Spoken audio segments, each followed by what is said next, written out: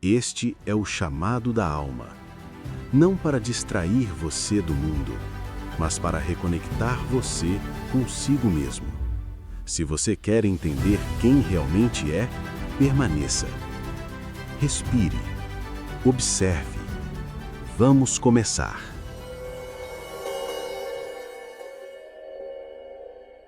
No vídeo anterior, nós aprendemos como observar seus pensamentos. Vimos que a mente é um fluxo constante, que existe um observador além dos pensamentos e que podemos, através da prática, treinar este observador interno para discernir as escolhas e nos tornarmos mais conscientes. Hoje, vamos entender por que nos prendemos a esses pensamentos e a tudo ao nosso redor, e como o desapego não é sobre não ter nada, mas sobre nada ter você. O desapego é talvez um dos conceitos mais mal compreendidos da nossa jornada espiritual. No Ocidente, a palavra desapego soa fria, não é? Parece indiferença, falta de amor ou uma renúncia monástica que nos afasta das cores da vida. Mas deixe-me te contar um segredo. O desapego é a forma mais alta de amor. Entender a origem das palavras ajuda muito na compreensão dela na vida prática. Então, vamos analisar a origem da palavra apego para entender o que significa o desapego. O apego tem origem no latim apicare ou apectere, significando unir, grudar ou ligar-se firmemente a algo ou alguém. Refere-se à afeição, ligação afetiva, estima ou dedicação exagerada. Ela está associada, na prática, a 3 contextos: afetivo, sentimento de carinho, estima e ligação amorosa ou familiar por alguém; comportamental, psicológico; vínculo emocional, às vezes exagerado, que leva à dificuldade de desprendimento; material; apego a bens, normas ou hábitos. Existe uma linha tênue que separa o nocivo do saudável. A dosagem é que é prejudicial. Os extremos representam o desequilíbrio.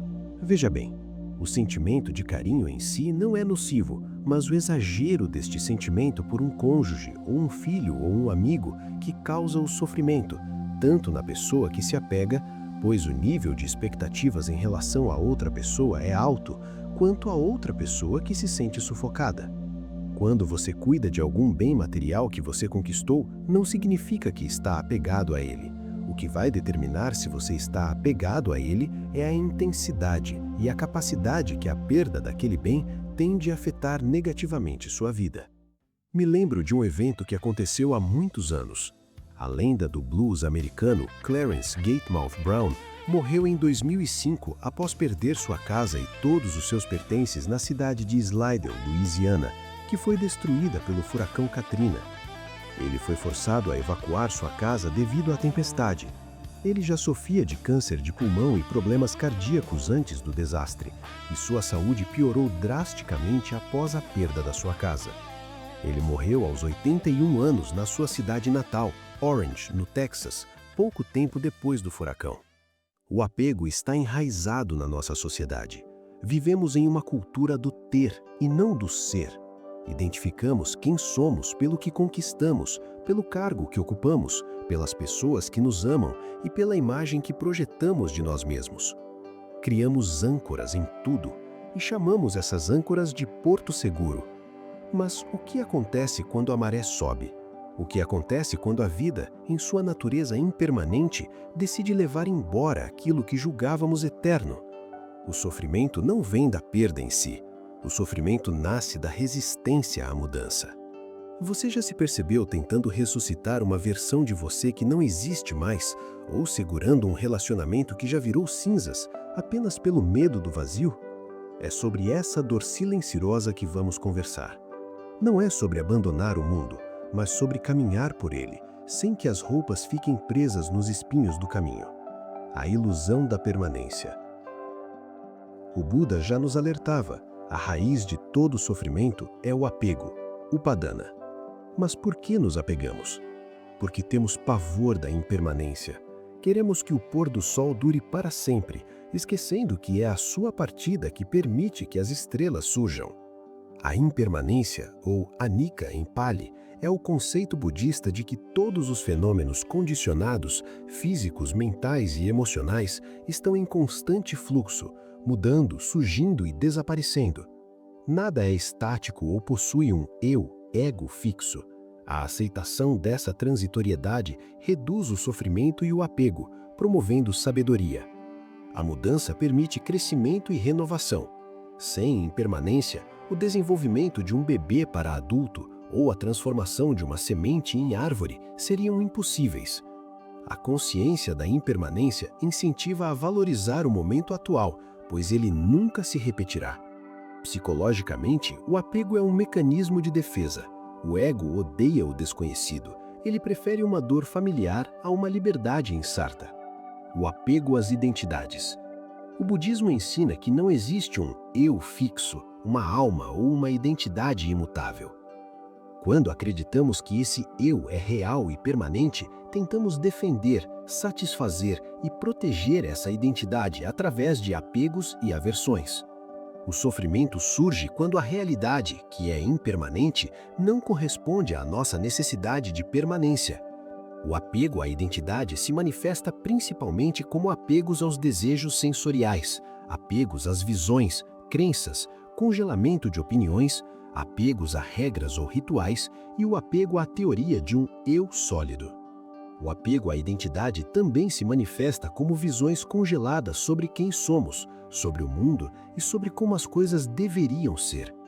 Isso nos impede de ver a realidade como ela é, em constante fluxo. Em resumo, para o budismo, desapegar-se da identidade não significa perder a personalidade, mas sim libertar-se da falsa crença de que somos uma entidade isolada e permanente, permitindo uma experiência de vida mais livre, consciente e com menos sofrimento. O medo do vazio existencial. Por trás de cada objeto que compramos sem necessidade, de cada rede social que checamos compulsivamente, existe um abismo que estamos tentando tapar. O apego é o entulho que jogamos nesse buraco. E o medo é uma das últimas emoções perturbadoras a ser liberada, pois está ligado à ignorância de se fixar a uma falsa identidade. O medo do vazio é o medo de perder o eu. A solução é compreender que, ao deixar de nos agarrar à ilusão de um eu separado e entender nossa interdependência com o todo, a angústia desaparece e surge a verdadeira liberdade. A verdadeira transformação ocorre quando você percebe que nada é seu, nem seu corpo, nem sua mente, nem suas memórias. Você é apenas um hóspede nesta existência, um observador que recebeu o presente de experimentar essas coisas por um breve momento no tempo. Desapegar não é perder, é deixar de ser escravo da expectativa. É olhar para a vida e dizer: obrigado por ter vindo e obrigado por ter ido. Você consegue sentir o alívio que existe nessa frase? Você consegue sentir o peso saindo do seu peito ao admitir que você não precisa controlar o fluxo do rio para poder nadar nele? O desapego é a aceitação radical da vida como ela é, e não como seu medo gostaria que fosse. Epícteto, um dos mais influentes filósofos estoicos, ensinava que a incapacidade de controlar a vida externa é a principal causa da frustração, ansiedade e infelicidade humana. A sua filosofia baseia-se na distinção fundamental entre o que depende de nós, nosso mundo interno, e o que não depende, nosso mundo externo. Ele ensinava que devemos focar estritamente no que podemos controlar, nossos pensamentos, desejos, aversões e ações, e aceitar com serenidade o restante, como circunstâncias, reputação, saúde e as ações dos outros. Não são as coisas que nos perturbam, mas a opinião que temos sobre elas, dizia Epícteto. A nossa infelicidade não vem do evento incontrolável em si, mas da forma como escolhemos interpretá-lo. Tentar controlar o que é incontrolável, como o comportamento alheio ou o destino, leva à fraqueza, ao sofrimento e à escravidão emocional. Em vez de lutar contra o que acontece, devemos aceitar o curso da natureza e adaptar-nos a ele. A liberdade verdadeira reside em aceitar o que não depende de nós. Lembre-se, praticar o desapego não significa que você não deve amar ou que não deve buscar conforto. Significa apenas que você não dá a essas coisas o poder de definir a sua paz. Você desfruta do vinho, mas não morre de sede se a taça quebrar. O desapego é um treino diário. Começa nas pequenas coisas, na opinião que você não precisa defender, no objeto que você pode doar, no passado que você decide não visitar hoje. Entender isso é caminhar para uma vida plena, mas não é o fim. O que fica quando você consegue desapegar de algo, situação ou sentimento, pode ser o medo. E o que pode ser feito para administrar da melhor forma essa questão? É exatamente sobre isso que vamos tratar no próximo vídeo: o poder do momento presente. Depois que as correntes do desapego se partem, que a vida pode se manifestar de verdade. Mas para que o medo não habite neste espaço que ficou, precisamos aprender a perceber o poder que existe em viver o momento presente. Na verdade, o momento presente é a única coisa que realmente temos. Este é o ponto que separa a ilusão da realidade. Bem, antes de finalizar esse vídeo, tenho um recado muito importante para dizer. Deixei 2 ferramentas. Na descrição está bem explicado. Se fizer sentido para você, acesse o link.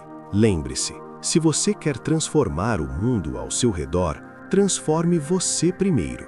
Seja você o agente transformador de si mesmo e automaticamente tudo ao seu redor será transformado. Lembre-se de se inscrever no canal, curtir e compartilhar. Além de incentivar o canal a continuar trazendo esse tipo de conteúdo, você ajuda pessoas que estão precisando dessa informação para seguir mais leve a jornada. Eu te espero lá. Fique em paz.